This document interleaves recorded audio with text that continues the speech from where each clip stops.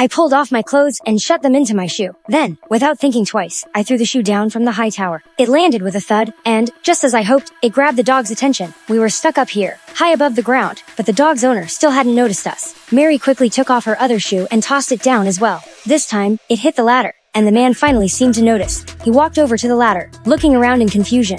We shouted with all our might, but there was no way he could hear us, too much distance between us. I watched as the man turned to leave, and in that moment, Mary readied the signal flare, but I stopped her. The flare was our only chance. We had to fire it at night. Our odds of being rescued would be so much better. We waited in silence, watching the man make his way to his RV. It was obvious he planned to stay the night, and that gave us hope. Finally, when darkness fell, Mary fired the flare into the air. The bright light arced across the sky, and sure enough, the man noticed. He grabbed his binoculars and looked through them, finally spotting our signal. Relief washed over us. It was working, but what we didn't see coming was the darker side of human nature. The man drove his RV toward our car, and I watched, helpless, as he took our valuables and drove off. We were stunned. It was a crushing blow. We hadn't eaten in 2 days, and now we had nothing. We knew we had to get to the bags below us or we wouldn't survive. I tied the rope to the pillar and slowly began to descend, inching closer to the bags. But when the rope reached its limit, I was still just out of reach. No matter how I stretched, I couldn't get them. That's when I made a bold decision. I untied the safety rope, let it go, and used the momentum to launch myself toward the bags. I felt the air rush past me as I stretched out,